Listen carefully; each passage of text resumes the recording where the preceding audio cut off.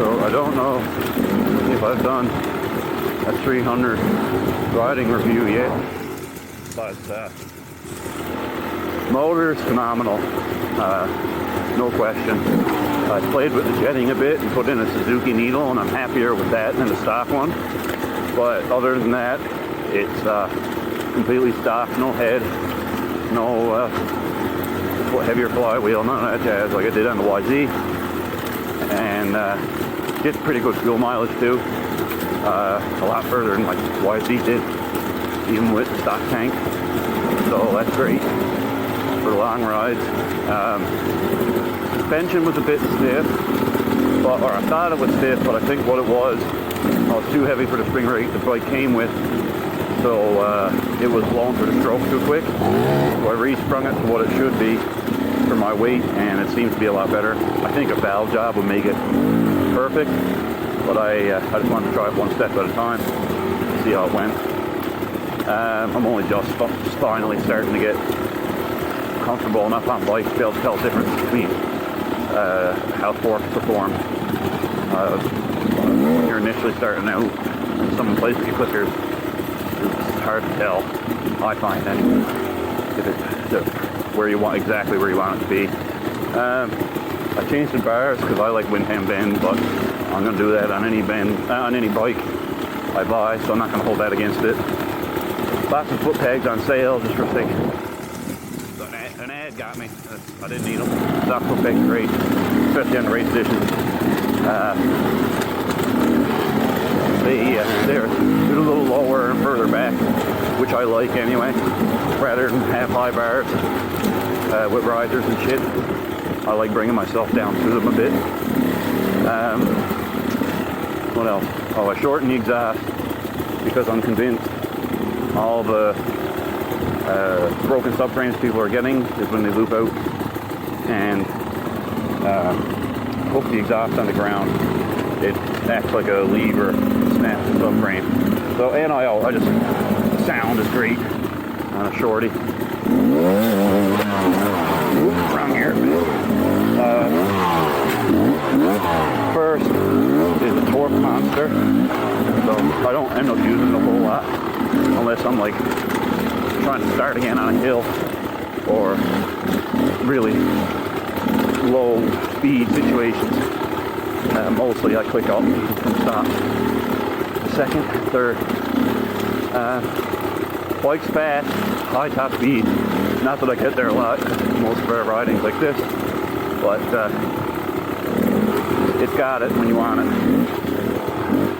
Definitely got enough jazz to still run around a moto track quite comfortably. Baby. All the armor, I'll put that on every bike I get. I wish race editions and stuff would start coming with more of their own armor, like real stuff, like Brian's on the Sherco race edition up there. It's got a nice skid plate, but all they had to do to make it perfect was get the same brand skid plate that offers linkage protection. But they stopped it at the frame, so that's not really enough. So either you got to go buy a linkage guard or get the other skid plate. So they're starting to move that direction. The stock beta skid plate was okay, but it's really thin plastic, like it ain't gonna save you from much at this stuff. One of my complaints is kind of both a win and a fail. It's like the betas come dual sport ready. Oh yeah. Woo! Yeah, they come dual sport ready, so they come with a lot of wiring. So that's a bonus if you want a bike that's like the most aggressive dual sport you've ever seen in your life. But it very much is a competition dirt bike that is street legal. And the stock tires, even though they're DOT rated, they're not even that bad. Oh, stop. That hill's sweet. Yeah, so I think I said, what was it, the most aggressive dual sport? The stock tires are pretty good. They're not perfect, and that's one thing I did change out. I put a Midas 754 gummy tire in the rear, and the Bridgestone M59 in front, mooses in both. Soft moose in rear and standard moose in front.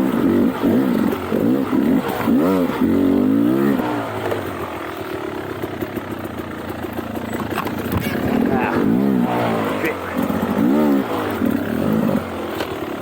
Whew, this is going to be interesting. But yeah, there's a lot of electronics on the bike, so it's good if you want a dual sport. Extremely easy to make road legal. They come right from the factory. Like this is actually got a license plate. If I stuck normal tires on it, I can take this 2-stroke 300 down the road right now. I don't, because mooses and gummy tires won't last on asphalt.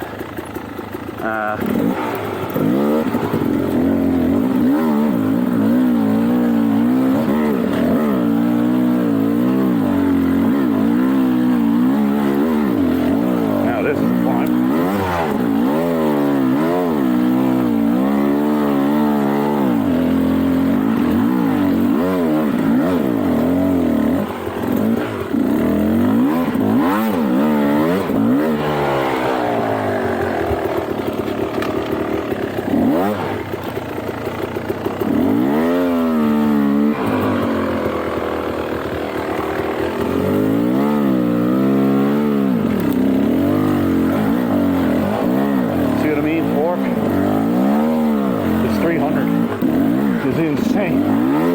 Put her in tractor mode, get that weight on the rear tire. She got it. Beautiful. The bike got it, I don't know. I always don't always.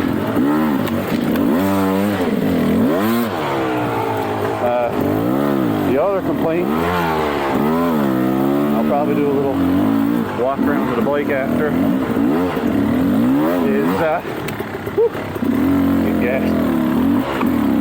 is the seat.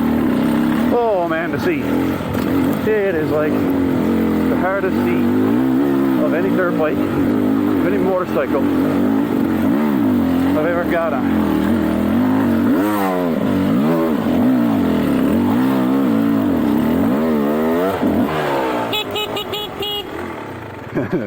That's it. Yeah. The seat, I replaced it with a seat concept element seat. Oh shit. Almost got me. Which also happens to work if I can swap this seat. It's it. And my 430 Beta snow bike. So that worked out excellent. Holy hell.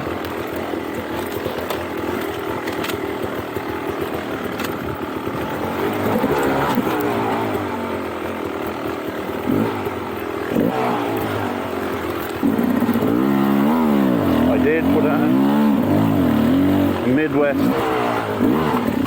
ME clutch lever, and it does work as advertised, and the clutch pull took a little bit of tinkering to get the play right.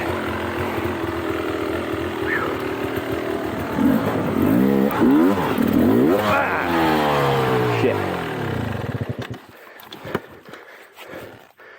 Reached out, grabbed me.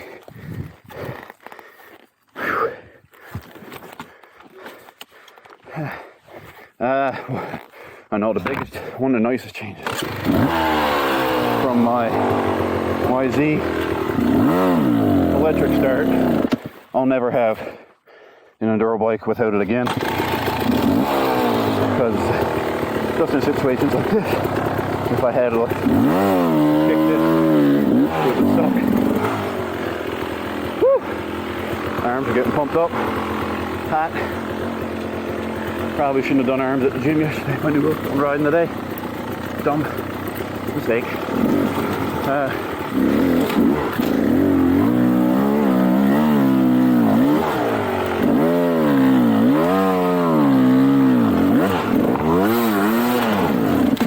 Shit.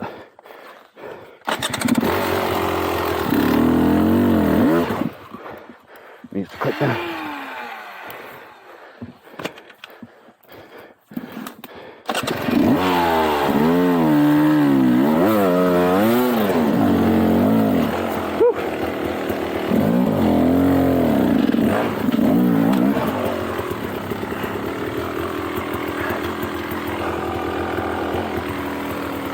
And that actually is handy on these bikes.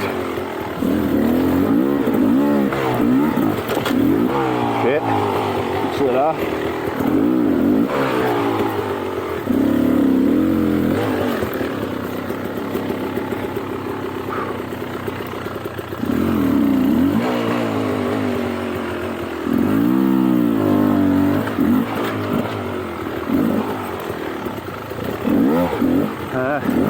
So yeah, the suspension's great, motor's great. The geometry of the bike feels great for enduro anyway. There is a little bit of vibration, more than a TPI, but definitely less than my YZ. And honestly, I don't really notice vibration on when I'm riding. Now, sat in the parking lot and you're focusing on it, yeah. But in saying that, I've never had a bike that doesn't vibrate. Yeah. Animal.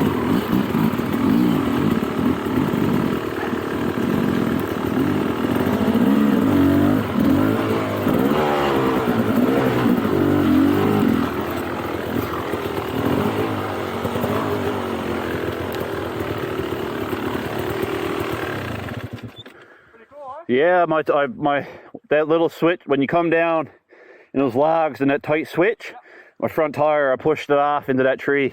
I know exactly what you mean. Yeah. And Mike widened that and put trees there. It wasn't like that before. Oh.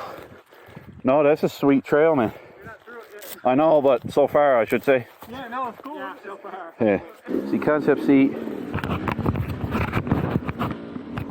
Bolted on some accessories. Oh, one thing I did change. There's a little green chummy check valve normally underneath the gas cap. They've been causing issues for people. I took that away and just switched it with the one-way hose that you see.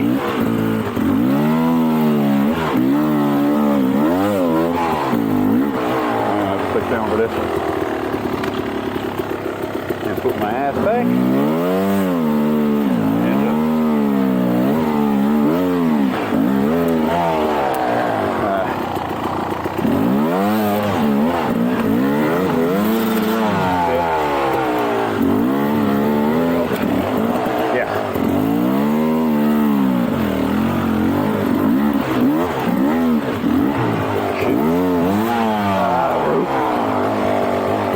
Take one route and it'll trip you right up. But yeah, so bike's phenomenal. The 22s have a diaphragm clutch, so I can't see that being any worse. It's just gonna be better. So all in all, phenomenal bikes. Seat sucks.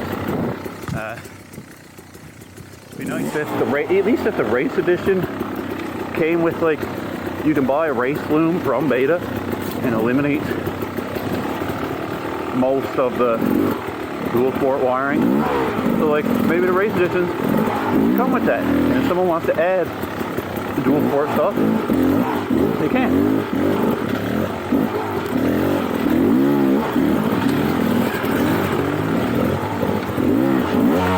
Oh, that's a nice switcher.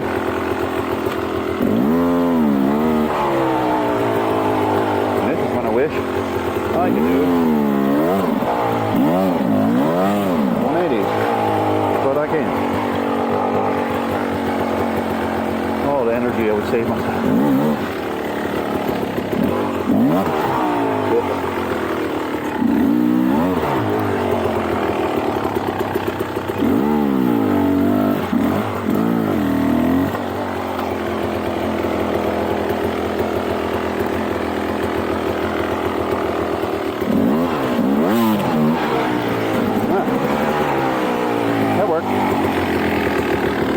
I didn't stay on it, put the bike in the room. No, I can't get back on it. Just would have been better if I could stay on the seat.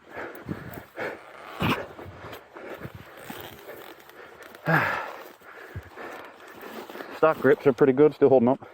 I deleted, the head comes with the big dual sport thing. I deleted that, put a horn there. It's fake. The horn gets a good laugh.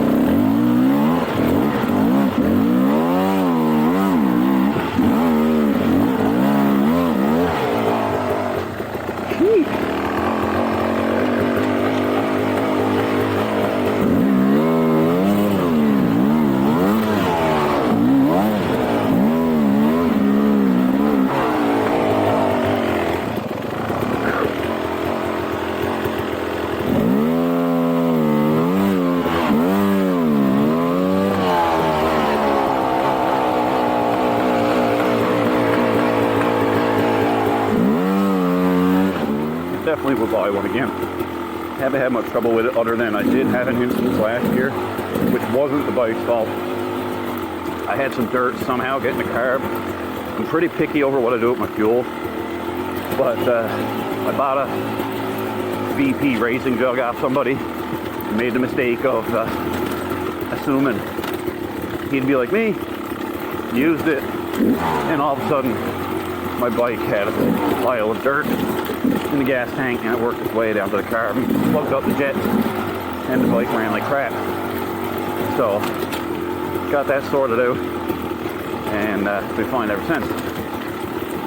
It was a Suzuki NC3W or NCEW Clip 3. Gave it more of a linear feel to the power, like bottom to mid, and I did this as an adjustable power valve, same as KTM's. I turned that out a bit, and been happy with that. Another complaint. You can mod it to fix it. It's not the end of the world. I'm dealing with it. The turning radius on these bikes, or the forks spring up in the rads fairly quick compared to you're definitely losing a few degrees of steering angle versus the KTM. From what I understand, factory edition betas that the racers get actually come with rads that are already molded so your fork turn further into it, which is nice. But for Joe Blow, not just myself, you gotta do it yourself. So you heat it up with a torch and just tap it in with a piece of wood and a mallet or something. I haven't bothered. I changed. It comes with bolts and a nut. I changed that out for set screws and a nut to lock it in place, and that's worked awesome. It's just they're as sharp. It can turn as sharp as I can get before it brings up the rad brace. One second, a stick. Yep.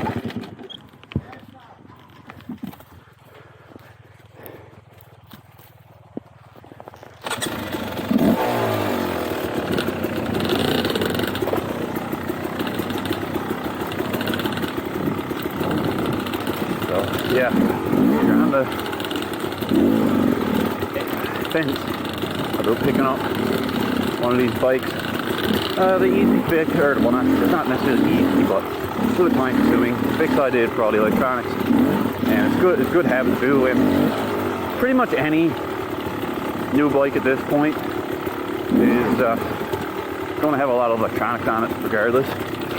So what I did, and I would advise anybody to do with any brand bike, is when the bike's brand new, before you even ride it, number one, put your armor on. It's a lot easier to put it on when everything's so straight. Number two, dielectric eye connections. Take the bike apart, find where all your connections are so you get familiar with them. And dielectric or I started using this ACF 50, I think it's called. It's like a film and it stays wet, and apparently it's what they use in aircraft. So I started using that rather than just dielectric grease. I don't know if it would happen on a bike, but I find if I put dielectric grease in the trailer plug on my truck, eventually the grease gets hard and shorts it out itself, so then my truck will start saying there's a trailer behind it when there isn't. It's getting really annoying. So I started using this ACF 50 on both, or in place of dielectric with my truck and this and everything else, and haven't had any of those issues. So time will tell if that still prevents the corrosion. Oh shit.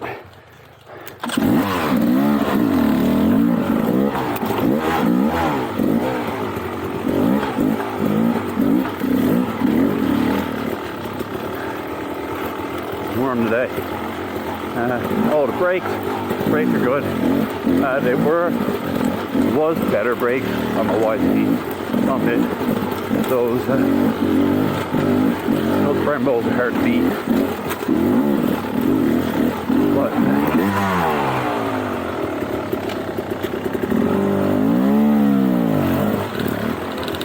these missing certainly do the job. From what I understand, people are happy with them. One brake that nobody's happy with is Brake Tech brakes.